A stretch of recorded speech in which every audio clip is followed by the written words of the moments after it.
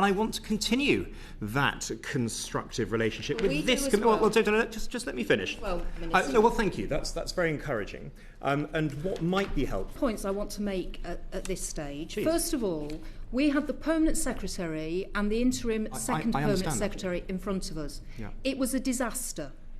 You have a whole array of civil servants sitting behind you.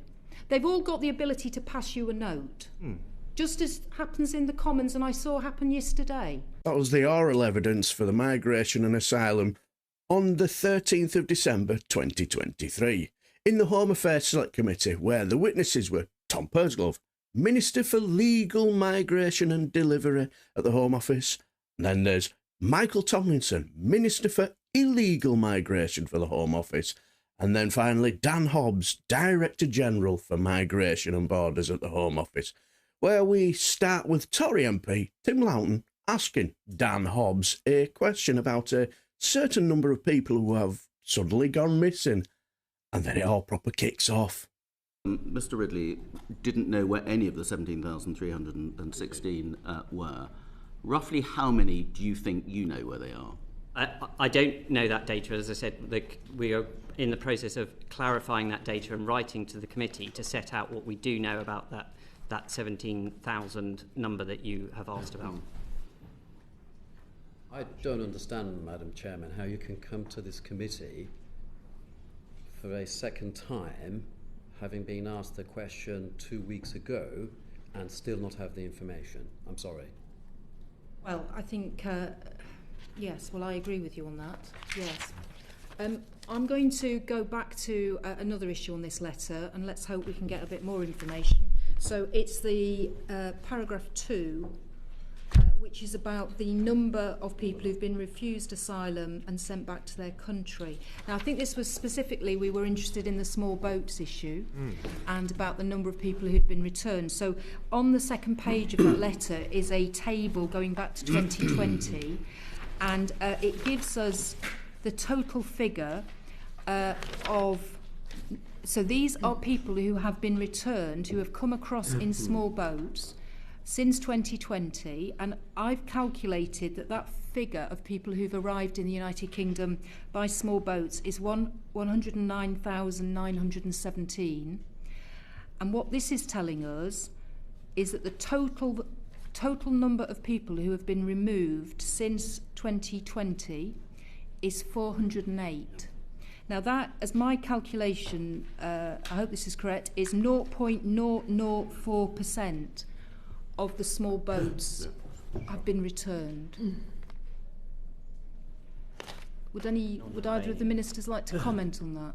No, that's not a number I recognise. I can see the table and the chart that you've got on page 2, just above paragraph 3. Yeah, it's at the top of the chart. It says since 2020 there have been 408 returns of non-Albanians, non-foreign national offenders, small boat arrivals. So that's from the Permanent Secretary of the Home Office. I appreciate, Minister, you've only been in post for a very short period of time, but this is the most senior official in the Home Office telling the committee 408 people have been returned. David, may I tackle with it this way? Because I don't have a substantive answer on that specific point. I recognise that this committee has asked some very serious and detailed questions of the data. I take on board entirely Mr Longo's very reasonable point that these questions were asked 2 weeks ago. The letter is dated yesterday's date, it's the 12th of December, with this detail on. Respectfully, I have always dealt constructively with colleagues, I hope, and with the previous select committees that I've been grilled by, notably the Justice Select Committee, the House of Lords Constitution Committee, etc. And I want to continue that constructive relationship with this committee. Well, just let me finish. Well, well, thank you. That's very encouraging.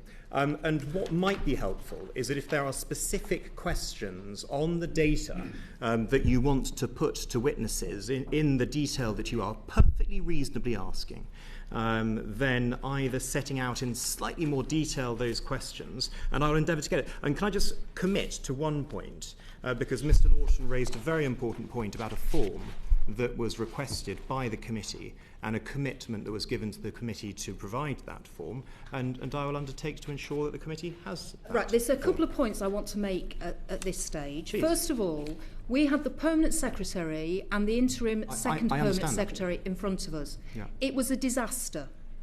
I would have understand that's what you're saying. expected that the permanent secretary and the interim second permanent secretary would have written to me straight away with all the information that I'd requested and colleagues had requested at that meeting. Silence.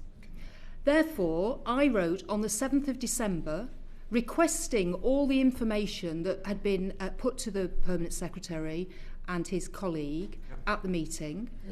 We finally got something last night, this letter in front of us with this information on, which I take a concern that I have to write to get information out of the permanent secretary, first of all. Secondly, this committee always wants to have a constructive relationship with ministers, but we expect ministers to come before this committee properly briefed. You have a whole array of civil servants sitting behind you.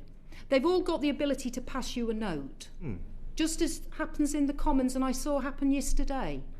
So I appreciate you're very new in post. I appreciate that.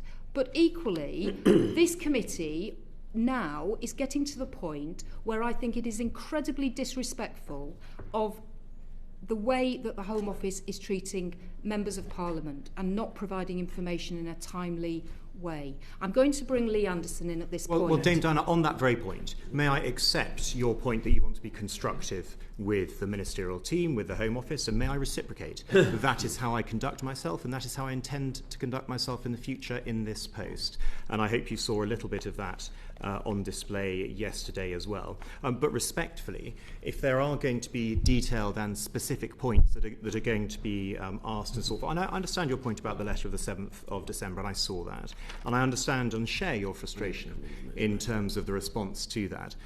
But please do forgive me for dwelling on the point. I want to be constructive, and I want to engage with this committee constructively and be as helpful as I can to you and your colleagues. I'm very glad to hear that, Minister, but Thank you. Asking for questions about how many people have been returned who've arrived in small boats is not the kind of thing that I would expect to have to give notice of to the Home Office.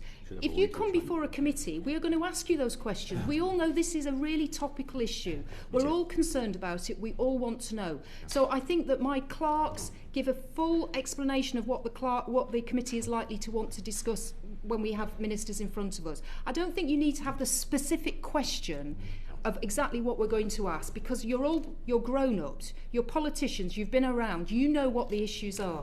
Lee Anderson.